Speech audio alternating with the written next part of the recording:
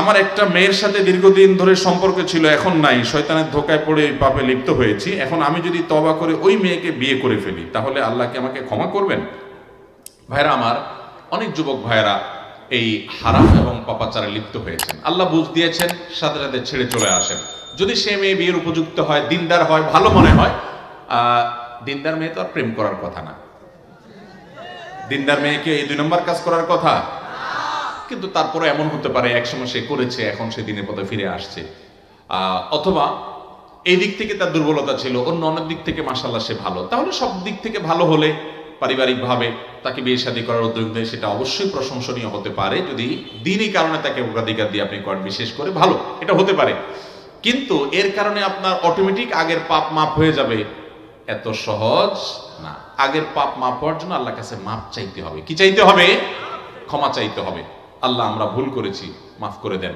তবে হ্যাঁ, ওই যে যারা এই প্রেম, আমি তো প্রেম শব্দ বলতে আমার ইতস্তত বোধ হয় এই জায়গায়, আমি সব জায়গায় বলি ভাই, এটার নাম কখনো প্রেম হতে পারে না। বিবাহের ঐতিহ্য যে ছেলে মেয়েদের যে ইটিস পিটিস, এটার নাম হলো ভণ্ডামি। এটার কিসের প্রেম নাম দিয়েছেন আপনারা? এত সোজা। প্রেম বা ভালোবাসা যদি বলতে হয়, সেটা স্বামী স্ত্রীর মধ্যে হবে। কার মধ্যে হবে? ইলিগাল এবং অবৈধ সম্পর্ক আবার প্রেম ভালোবাসা হয় কিভাবে? এটা মন্দ বাসা, এটা ভালোবাসা না। ভালোবাসা কোনটা? স্বামীর সাথে স্ত্রীরটা।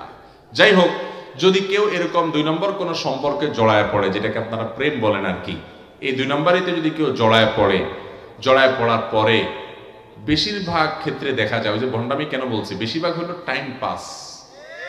যুবকরা বদমাইশি করা, ফষ্টি নষ্টি করা তাদের ধান্দা, আর মেয়েগুলা অনেকে আছে এখলাসের সাথে প্রেম করে। এখলাসের সাথে প্রেম করে মানে কি, ও সত্যি সত্যি হয়তো ভালোবাসছে আর কি, কিন্তু সে বুঝে না ওই পোলা তো বন্ড পুরা, ও তো টাইম পাস করতেছে। ও অনেকগুলার সাথে সম্পর্ক করে, আর এদিকে মাদ্রাসার হুজুররা এসে কানে কানে বলে, হুজুর একটা মাদ্রাসার ভালো দেখে পর্দানশীল মেয়ে দেখবেন আমার জন্য। এদিকে অন্য মেয়েদের সাথে গোষ্ঠী করে, ওই মেয়েরা তো টের পায় না, ও সর্বস্ব হারানোর পরে পরে বলে যে হ্যাঁ, বিয়ের লোভ দেখে, প্রলোভন দেখিয়ে দর্শন, হানতান, নানান কাহিনী সাজায়। আল্লাহ তাআলা আমাদের ছেলে মেয়েদেরকে বুঝার তৌফিক দান করুন। ভাইরা আমার, এই তথাকথিত প্রেম, এই প্রেম নামক গন্ডামের পর কত মেয়েরা নির্যাতিত হয়, কত ছেলেরা ক্ষতিগ্রস্ত হয়, প্রতারিত হয়। এগুলো বেশিরভাগই প্রতারণা। হ্যাঁ, তোমাকে বিয়ে করবো, হান করবো, তান করবো, যে তলে তলে মহিলা মানসার মেয়ে খুঁজে প্রতারণা হলো না? বেশিরভাগই প্রতারণা। যদি কেউ এই প্রতারণা করেছে, এরপরে তওবা করে ফিরে আসছে, আবার তাকে বিয়ে করছে, মন্দের ভালো। কিন্তু আবার এটা মনে করবেন না, অনেকে মনে করে হুজুর প্রেমের উদ্দেশ্যে বিয়ের উদ্দেশ্যে প্রেম করছি, আমার মধ্যে কোনো খারাপ মতলব নাই যে প্রতারণা করবো, 2 নম্বরই করবো, আমার নিয়তটা খালেস, আমি তার বিয়ে করব, এই উদ্দেশ্যে প্রেম করলে জায়েজ হবে কিনা। তো এটা নিয়ে আমি সবসময় বলি ভাই, কোরবানির উদ্দেশ্যে গরু চুরি করা জায়েজ হবে? আপনি একটা গরু চুরি করলেন, নিয়ত কি? আল্লাহর রাস্তায় আল্লাহরে খুশি করার জন্য বিসমিল্লাহ আল্লাহু আকবার বলে কোরবানি দিয়া নিজে গোশত খাইবো, এলাকা মানুষকে খাওয়াইবো, মাদ্রাসায়ও দান করিব, এরকম খালেস নিয়তে যদি আপনি চুরি করিয়া গরু জবাই দিয়া কোরবানি করেন, সওয়াব পাইবেন না মায়ের খাইবেন? তো কোরবানির উদ্দেশ্যে গরু চুরি করা যেরকম, বিয়ের উদ্দেশ্যে প্রেম করাও সেরকম। উদ্দেশ্য ভালো, কিন্তু পদ্ধতি কি খারাপ। বিয়ে করবেন যখন পরিকল্পনায় করছেন, তো 2 পরিবারের মাধ্যমে আলোচনা করে সামনে এগিয়ে যান। যুবকরা এই শয়তানি এবং পাগলামি থেকে সরে আসেন, যৌবনকে নষ্ট করবেন না।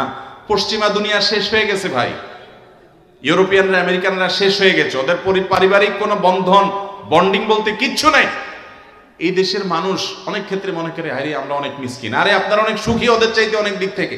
এর ভিতরে একটা দিক এটাও যে শুধুমাত্র রোডঘাট চকচকা দেখেন, ওদের বাহিরগুলা সব ফ্রেশ দেখেন, অনেক কিছু ভালো দেখেন, মনে করেন সব সুখের সাগরে ভাসতেছে। আজকে একজন বড় ডক্টর, অনেক বড় একজন হার্টের ডক্টর সৌদি আরব থেকে আসছে, ওনার সাথে কোন একটা প্রোগ্রামে কথা বলছিলাম, প্রসঙ্গত উনি বলছিলেন যে যারা আল্লাহর বিধানের বাইরে গিয়ে শান্তি খোঁজে স্বাধীনতার নাম দিয়ে, এদেরকে মনে হয় অনেক সুখী, তারা মনে যায় তা করতে পারে। এদের কি পরিমাণ ডিপ্রেশনে ভোগে এবং কি পরিমাণ তাদের মধ্যে আত্মহত্যার প্রবণতা, নিজেকে শেষ করার প্রবণতা, এটা কল্পনা করা যাবে না ভাই। আল্লাহর বিধানের বাইরে কখনো শান্তি পেতে পারে না মানুষ। পশ্চিমা দুনিয়া মানুষের সাংসারিক জীবন, দাম্পত্য জীবন শেষ। এই সাবকন্টিনেন্টে, আমাদের এই সমস্ত অঞ্চলে গরিব মানুষ, কিন্তু স্বামী স্ত্রীর মধ্যে সম্পর্ক এত নিবিড় দিন দিন সেটা খারাপের দিকে যাচ্ছে, কিন্তু এখনো পর্যন্ত ওদের চাইতে আমরা অনেক ভালো আছি। বিবাহ বহির্ভূত সম্পর্ক কখনো মানুষের জীবনের শান্তি আনে না।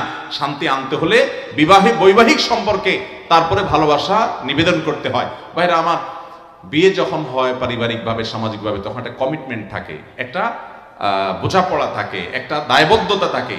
এই জন্য দেখবেন এখানে জুলুম পরিমাণে অনেক কম ওই তথাকথিত অবৈধ সম্পর্ক থেকে। এই জন্য মিউচুয়াল আন্ডারস্ট্যান্ডিং এর নামে এই বয়ফ্রেন্ড গার্লফ্রেন্ড কালচার থেকে বেরিয়ে আসতে হবে। আল্লাহর ভয়ে হারামে আরাম নাই, আল্লাহ তাআলার বৈধ পন্থায় আসতে হবে। যদি কেউ তারপরেও এরকম কারোর সাথে অবৈধ সম্পর্ক ছিল, এখন তাকে বিয়ে করে ফেলেছে, আগেরটার জন্য মাপ চায়, তাহলে সেটা হতে পারে, খারাপ কিছু না, আল্লাহ মাফ করবেন।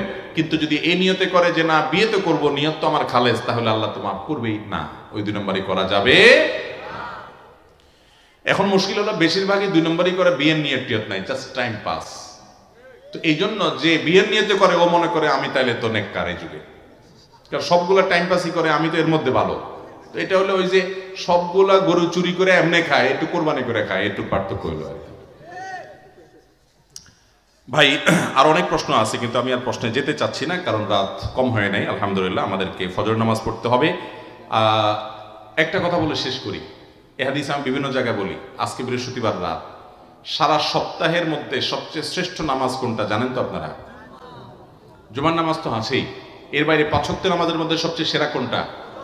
নবী করিম সাল্লাল্লাহু আলাইহি সাল্লাম বলেছেন, আফদালুস সালাতি আফদালুস সালাওয়াতি সালাতুল ফজরি ইয়াউমাল জুমআতি মাআল জামাআ। অর্থাৎ যত নামাজ আছে এর মধ্যে সবচেয়ে শ্রেষ্ঠ নামাজ হলো জুমার দিনে ফজরের নামাজ পুরুষরা জামাতের সাথে পড়া, এটা হলো সবচেয়ে শ্রেষ্ঠ।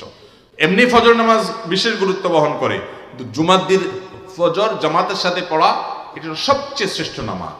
এই জন্য ইনশাআল্লাহ জুমার দিনের ফজরের নামাজ জামাতের সাথে পুরুষরা পড়বো তো ইনশাআল্লাহ। মহিলারা পুরুষদেরকে পাঠিয়ে দিব এবং আমরা পুরুষদেরকে সহযোগিতা করব, এর মাধ্যমে আমরা সওয়াব পাবো। আর পুরুষরা জুমার দিন ফজর নামাজ জামাতে মিস করব না ইনশাআল্লাহ। পাক্কা নিয়ত করবো তো সবাই? আল্লাহ তাআলা আমাদের সবাইকে আমলের তৌফিক দান করুন। কালকে ফজর নামাজ যেন জামাতের সাথে পড়তে পারেন, সেই নিয়ত করে আমরা উঠবো ইনশাআল্লাহ। আল্লাহ তাআলা আমাকে আপনাকে, আমরা যারা কথা শুনলাম, জানলাম, বুঝলাম, আমাদের সবাইকে আমলের তৌফিক দান করুন। জাযাকুমুল্লাহ খাইর।